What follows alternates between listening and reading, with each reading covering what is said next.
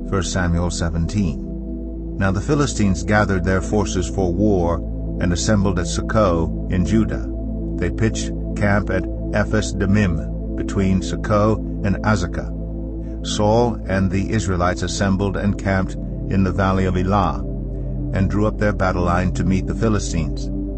The Philistines occupied one hill, and the Israelites another, with the valley between them. A champion named Goliath, who was from Gath, came out of the Philistine camp. His height was 6 cubits and a span. He had a bronze helmet on his head and wore a coat of scale armor of bronze weighing 5,000 shekels. On his legs he wore bronze greaves, and a bronze javelin was slung on his back. His spear shaft was like a weaver's rod, and its iron point weighed 600 shekels. His shield-bearer went ahead of him. Goliath stood and shouted to the ranks of Israel, "Why do you come out and line up for battle? Am I not a Philistine? And are you not the servants of Saul? Choose a man and have him come down to me. If he is able to fight and kill me, we will become your subjects. But if I overcome him and kill him, you will become our subjects and serve us." Then the Philistines said, "This day I defy the armies of Israel. Give me a man and let us fight each other." On hearing the Philistines' words, Saul and all the Israelites were dismayed and terrified. Now David was the son of an Ephrathite named Jesse, who was from Bethlehem in Judah. Jesse had 8 sons, and in Saul's time he was very old. Jesse's 3 oldest sons had followed Saul to the war. The firstborn was Eliab, the second Abinadab, and the third Shammah. David was the youngest. The 3 oldest followed Saul, but David went back and forth from Saul to tend his father's sheep at Bethlehem. For 40 days the Philistine came forward every morning and evening and took his stand. Now Jesse said to his son David, "Take this ephah of roasted grain and these 10 loaves of bread for your brothers, and hurry to their camp. Take along these 10 cheeses to the commander of their unit. See how your brothers are, and bring back some assurance from them. They are with Saul and all the men of Israel in the valley of Elah, fighting against the Philistines." Early in the morning David left the flock in the care of a shepherd, loaded up, and set out as Jesse had directed. He reached the camp as the army was going out to its battle positions, shouting the war cry.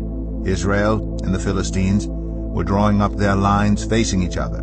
David left his things with the keeper of supplies, ran to the battle lines, and asked his brothers how they were. As he was talking with them, Goliath, the Philistine champion from Gath, stepped out from his lines and shouted his usual defiance, and David heard it. Whenever the Israelites saw the man, they all fled from him in great fear. Now the Israelites had been saying, "Do you see how this man keeps coming out? He comes out to defy Israel. The king will give great wealth to the man who kills him. He will also give him his daughter in marriage, and will exempt his family from taxes in Israel." David asked the men standing near him, "What will be done for the man who kills this Philistine and removes this disgrace from Israel? Who is this uncircumcised Philistine, that he should defy the armies of the living God?" They repeated to him what they had been saying and told him, "This is what will be done for the man who kills him." When Eliab, David's oldest brother, heard him speaking with the men, he burned with anger at him and asked, "Why have you come down here? And with whom did you leave those few sheep in the wilderness? I know how conceited you are and how wicked your heart is. You came down only to watch the battle." "Now what have I done?" said David. "Can't I even speak?" He then turned away to someone else and brought up the same matter, and the men answered him as before. What David said was overheard and reported to Saul, and Saul sent for him. David said to Saul, "Let no one lose heart on account of this Philistine.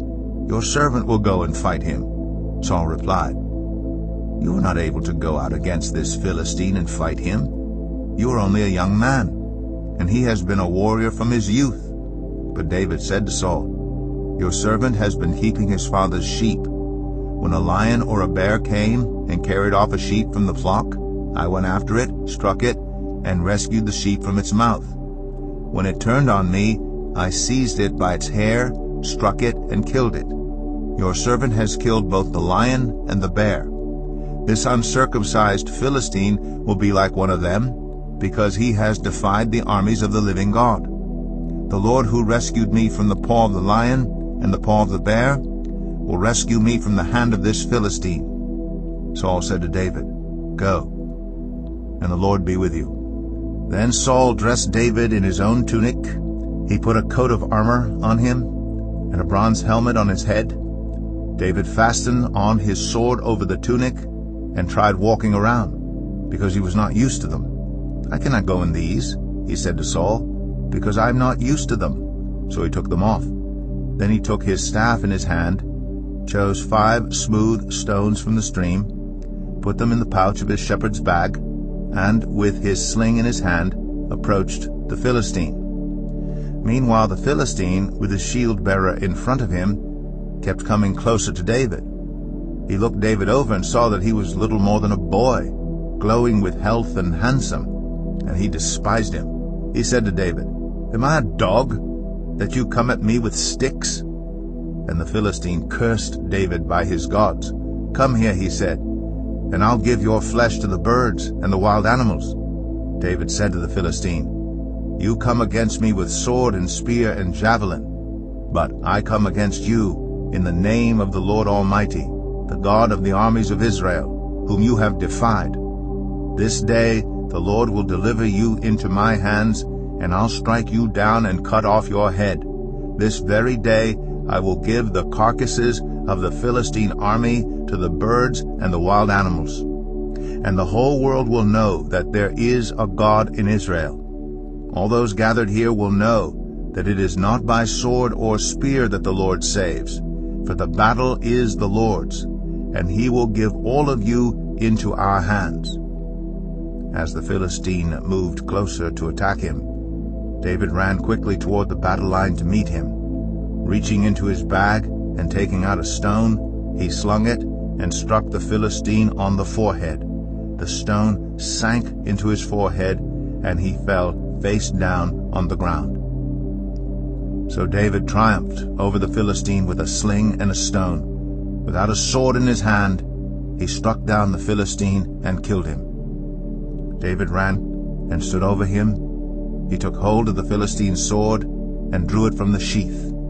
After he killed him, he cut off his head with the sword. When the Philistines saw that their hero was dead, they turned and ran. Then the men of Israel and Judah surged forward with a shout and pursued the Philistines to the entrance of Gath and to the gates of Ekron.